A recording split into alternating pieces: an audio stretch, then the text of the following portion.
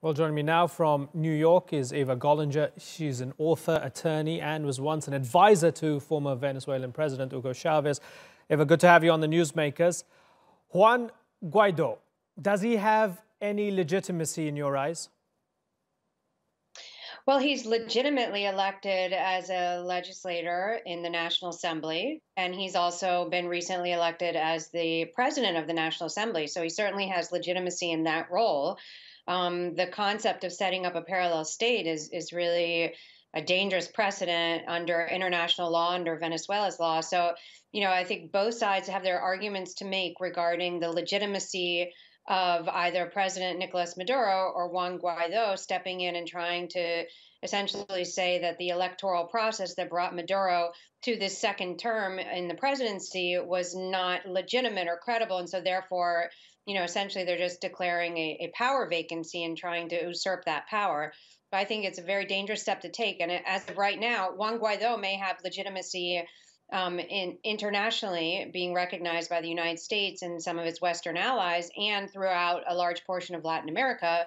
But Nicolas Maduro remains the president of Venezuela, and he's the one who's actually in power and in control of the country and all the country's institutions. After the hyperinflation, the fuel shortages, people scavenging for food, some people selling their kids, a refugee crisis, and that election of last year, let me ask you the question from the other side. Does Nicolas Maduro have the legitimacy to continue to be president? Well, he's gone through the electoral process. I mean, we do have to back up a little bit here because, the opposition in Venezuela, which Juan Guaido now represents, has consistently boycotted elections in the country when those elections have not been in their favor or they believe they won't have a favorable outcome. When they've won, like in the case of Juan Guaido, when he won and when the majority of the opposition won the National Assembly in 2015, they considered those elections legitimate. There wasn't fraud that time around because they were victorious. But when Maduro wins the election, or any pro-government side, governors or legislators, then it's considered fraudulent. I mean, I do believe that there were irregularities in the voting process over the past couple of years, different than we'd seen in years before, unfortunately. But I think that that's a far cry from then declaring illegitimate an entire electoral process when we did see millions of Venezuelans come out to vote. The opposition boycotted the elections last year, the presidential elections. Had they not boycotted, they would have more standing for their claims of possibly fraud or some kind of irregular situation. But stepping out of the process then doesn't allow you to declare that process illegitimate or fraudulent if you chose not to participate but had the opportunity to do so. And there was a question of there were candidates that were disqualified in probably or possibly in a irregular way that should be looked into. And I do believe that Venezuela is at a standoff. I mean, this is not a sustainable situation. There's obviously massive discontent. There's a very severe economic crisis, and there needs to be a negotiated solution. And if that solution means, moving towards a new electoral process, then maybe that is what should be considered. And that would require the revamping of many of the nation's institutions that right now, such as the electoral body, have a majority of pro-Maduro members. So that would need to be made more balanced so that it would be acceptable to all sides and we could come to a negotiated solution in Venezuela. Well, let's say goodbye to Eva and bring in two new guests now. In Caracas is Corina Machado. She's a Venezuelan opposition leader and national coordinator of the Vente Venezuela party. Also in the capital is Paul Dobson. He's a journalist at the website Venezuela Analysis. Thanks both of you for joining us. Corina Machado, let me start with you. Why should anyone recognize Juan Guaido as president of Venezuela when nobody elected him as president? Well, because he is the legitimate president, as the Venezuelan Constitution states.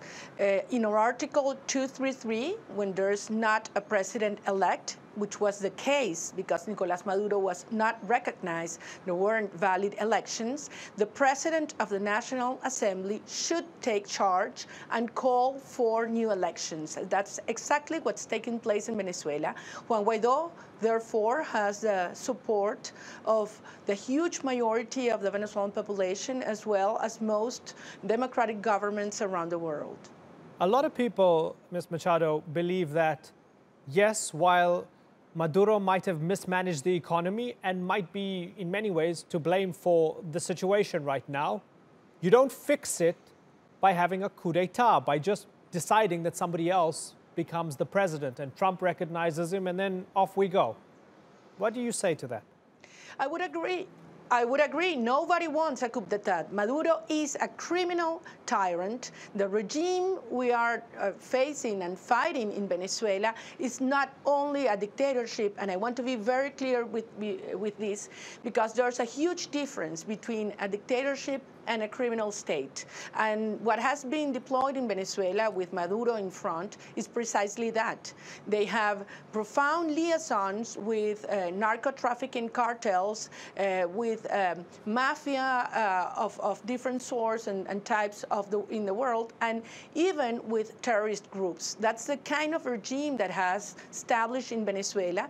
They have violated severely our constitution, and they have provoked intensely hunger, violence, and all kind of grievances to our society. That's why we are seeing this huge, massive flee of Venezuelan citizens by our borders. And if Maduro stays, that might increase double, tripled because of the disaster we're living right now. Paul Dobson, is Maduro the head of a criminal state? I think that depends on how you define criminal. But as far as I see things, no. There are, of course, situations and irregularities we've seen in the last 15 years or so. But I think the question what we're discussing here today goes beyond whether or not we agree with the policies of Nicolas Maduro or Hugo Chavez of their party, whether we like the government, whether we agree with their economic handling or not. What we're discussing here today is it right for the US to come and impose a new president on the country without any sort of elections, in total violation of all of international laws regarding national sovereignty and the right to self-determination of the Venezuelan people? This is the issue which we're looking at today. Maria Corina Machado. So we have Donald Trump, we have Mike Pompeo basically saying, we recognize Guaido, you're either with us or you're with Maduro, right? 20 other countries follow suit, mostly right-wing in the neighborhood.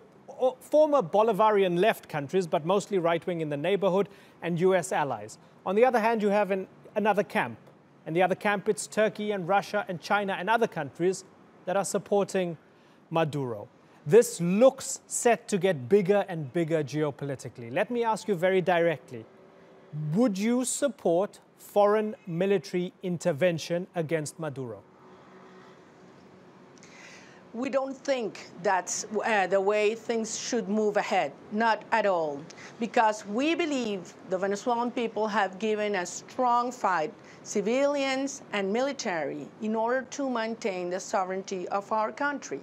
I would insist that there is a regional coalition called Grupo de Lima, in which you have from Canada to Argentina, the democratic governments of the regions, clearly supporting this movement that will bring back democracy and respect to our Constitution as soon as possible.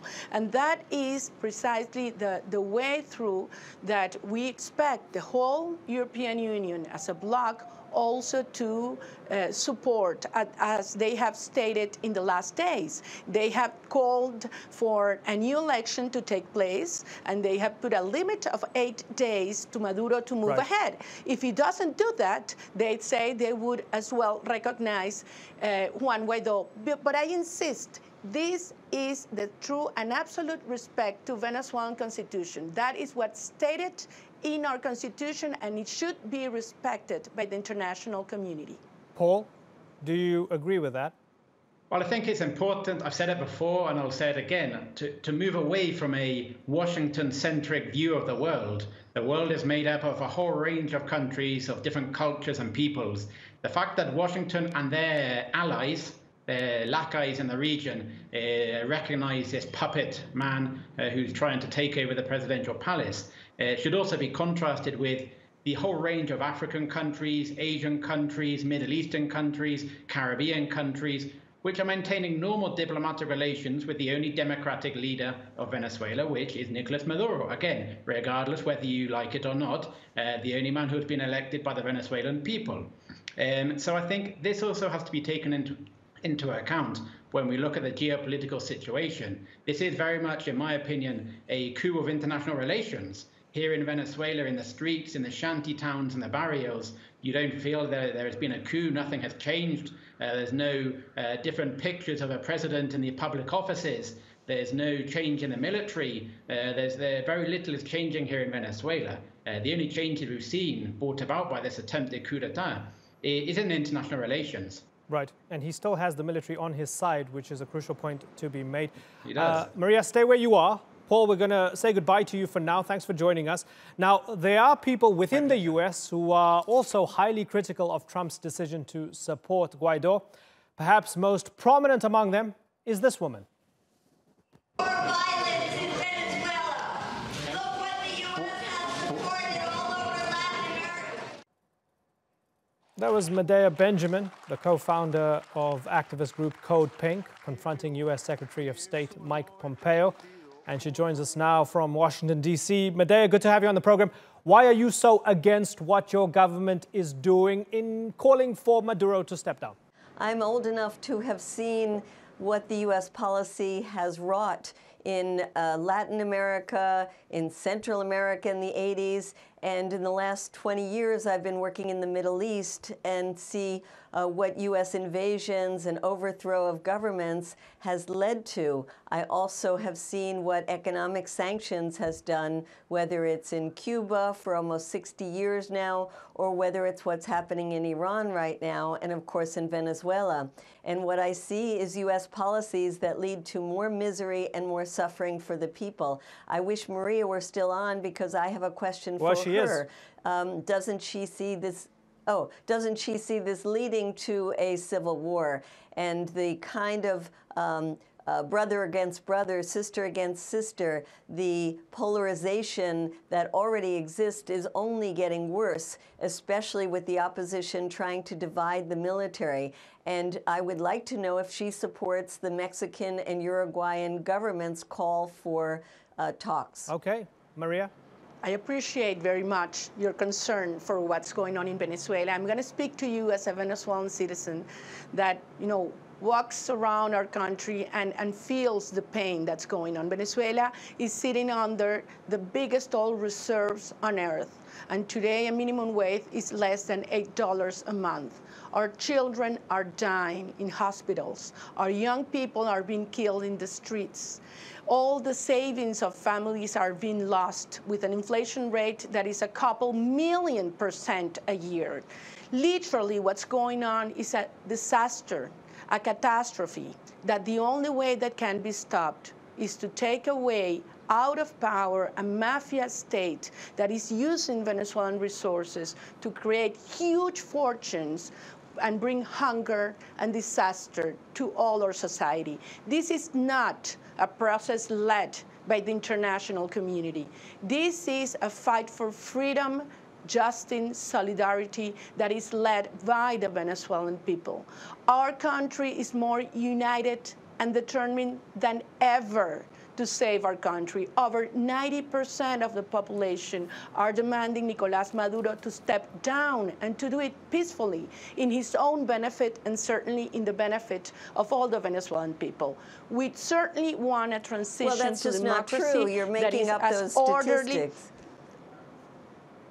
That it's, no, I am being that's correct. Just not and true. I invite you, it's a very, very divided society. That is not true. There are millions of people who voted for Maduro. There are millions of people who support this government. And I suppose your answer is that you don't support negotiations, which I find extremely sad, because if you would look at the history of Latin America or look at U.S. policy around the world, you will see that when people are already suffering, as they are in Venezuela, and my heart goes out to the people of Venezuela, intervention will only make things worse. Civil war will certainly make things worse. So I think that anybody who really cares about what is the future of Venezuela sees only two paths. One path is civil war, violence, outside intervention, so let's and ask the other Maria. path is a negotiated solution. So, Maria, is it one or the other? Is it civil war or not? Absolutely not. And I would like to make an invitation. More than your heart reaches out to I hope you can come here and see and live with your own eyes what's absolutely taking place in Venezuela. The risk and an idea of civil war has been a threat that those that are supporting this criminal regime use in order to maintain the Venezuelan people silence and accept the progressive destruction of our country. That is not true. We do not have to choose between domination and violence. We're choosing freedom, we're choosing prosperity, we're choosing democracy.